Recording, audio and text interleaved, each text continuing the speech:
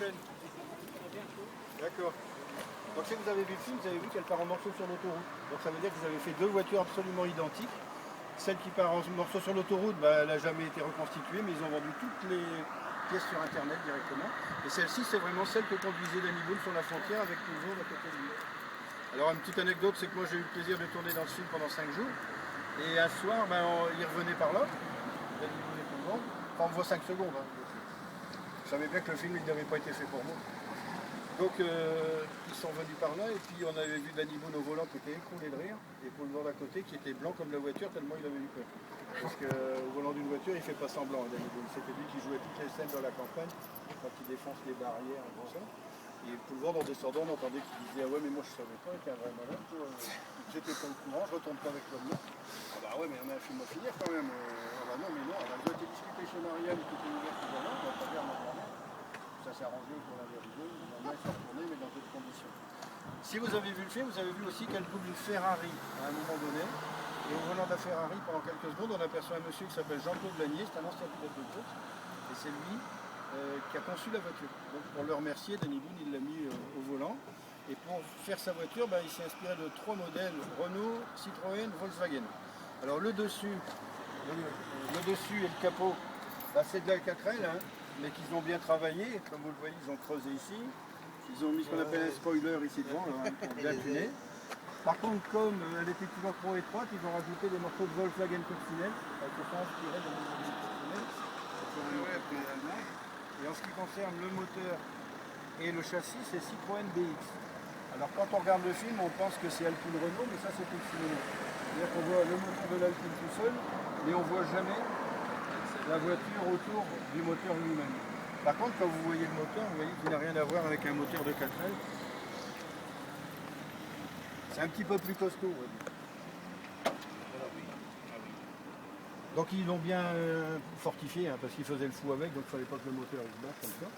Ils ont mis le radiateur où ils pouvaient. Et puis ce qui est marrant, c'est qu'elle a des sphères, donc ça veut dire un circuit hydraulique. Et quand elle redescend assez fortement, quand on donne un tour de clé, c'est Superwoman quoi.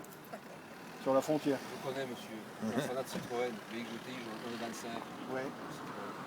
Ouais. VXGT, Et ça c'est, je me demande c'est pas un moteur de 205 en même temps. Parce que c'est la même chose je crois. ça c'est un carburant. Ouais. Ça c'est un BX 500 carburant. Ouais. C'est sympa d'avoir mis ça dans un moteur de 4 oui, ça doit certainement mieux rouler que celui d'origine. Maintenant, pour l'instant, elle roule sur 3 pattes, hein, parce qu'elle n'a pas le droit de rouler, c'est ça son problème. Moi, je roule encore en BX. Bah ouais, et quand vous... Ah oui, bien sûr, mais vous avez bien raison. Quand vous voyez le numéro d'immatriculation, c'est n'importe quoi. Donc elle n'a pas le droit, elle n'est pas homologuée pour rouler. Donc forcément, on n'a pas le droit de rouler avec, hein, directement. Et puis, à l'arrivée, le moteur, il s'abîme.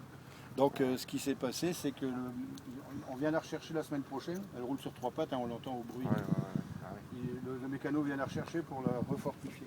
Alors elle avait été rachetée 2 mois après la sortie du film par un ami de Danny Boone qui tient des boîtes de nuit dans la région de Lille. Et en fait, ce temps-là, c'était une opération pour donner des sous pour les enfants malades dans les hôpitaux. Donc tout ce qu'il avait donné à Danny Boone, c'est parti. Et puis nous, on a entretenu une excellente relation avec ce monsieur qui s'appelle Franck Duquet, il nous l'a prêté facilement. Il a fait savoir à la société du travail, il y a 2 ans, qu'il n'y avait plus le temps de s'occuper de ça. Donc mes patrons ont discuté avec lui, lui ont racheté, c'est pour ça que maintenant il est en permanence ici, directement sur la frontière, sur les lieux du tournage même. Elle est là où elle doit être. Bah ouais, elle a tourné ici, donc elle doit être ici. Alors si vous avez vu ce film, on a l'impression que Courquin ça fait 3 km de long, et tout a été tourné sur 200 mètres, entre la maison que vous avez là-bas et là. Donc à l'intérieur, ce qu'on propose, c'est un petit film qui dure 10 minutes à peu près sur la manière dont les décors avaient été installés. On fait voir 2 extraits du film aussi, avec l'ambulance et puis les boulettes de drogue. Et puis on a rouvert la cellule des vrais douaniers, parce qu'il y avait des vrais douaniers avant, il y avait des vrais trafiquants. Donc on a rouvert la cellule, les gens vont en cellule, ils peuvent se prendre en photo. S'ils font une belle tête du sang, ils ressortent tout de suite. C'est dangereux ça. Ouais, voilà, exactement. Et alors après, je donne des tas d'explications aussi pour les gens qui s'intéressent. C'est 2 € par adulte et gratuit pour les enfants. Donc si ça vous intéresse, je suis ouvert jusqu'à 6 h. Et l'accueil se fait à partir de la porte qui va. Voilà monsieur l'homme. Toutes les explications. Merci.